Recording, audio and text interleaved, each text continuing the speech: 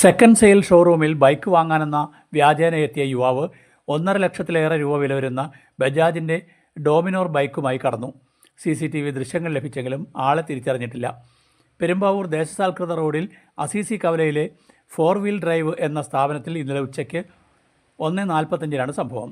സ്ഥാപനത്തിലെ ജീവനക്കാരെല്ലാം ഭക്ഷണം കഴിക്കുന്ന സമയത്താണ് നല്ല ഉയരമുള്ള പാൻറ്റും ചെക്ക് കളർ ഷർട്ടും ധരിച്ച യുവാവ് എത്തിയത്. ഏകദേശം 30 വയസ്സിൽ താഴെ പ്രായം തോന്നിക്കും. ബൈക്ക് വാങ്ങാൻ എത്തിയതാണെന്ന് പറഞ്ഞതിനെ തുടർന്ന് ഈ സമയം സ്ഥലത്തുണ്ടായിരുന്ന സ്ഥാപനത്തിൻ്റെ പാർട്ട്ണർ അശോകപുരം സ്വദേശി ഫൈസൽ ഇയാളെ പല വിലയിലുമുള്ള വാഹനങ്ങൾ കാണിച്ചു കൊടുത്തു. പിന്നീട് ടെസ്റ്റ് ഡ്രൈവ് എന്ന പേരിൽ KL 35K 8354 നമ്പർ ബൈക്ക് ഓടിക്കാനെടുത്തു.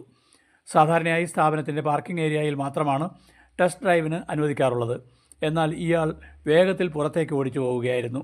അരമണിക്കൂർ പിന്നിട്ടിട്ടും തിരിച്ചെത്താനെത്തതിനെ തുടർന്ന് CCTV ദൃശ്യങ്ങൾ സഹിതം സ്ഥാപന അധികൃതർ ആലുവ പോലീസിൽ പരാതി നൽകി. ഡോമിനറിൻ്റെ പുതിയ ബൈക്കിന് ഏകദേശം 2 ലക്ഷത്തിലേറെ രൂപ വിലയുണ്ട്. നഷ്ടപ്പെട്ട വാഹനം 1,60,000 രൂപയ്ക്കാണ് വിൽപ്പനയ്ക്കായി നിശ്ചയിച്ചിരുന്നത്. പെരിയാർ വിഷന് വേണ്ടി ഷാജി കോട്ടപ്പറമ്പിലിനൊപ്പം രാജൻ തിരുവാല്ലൂർ.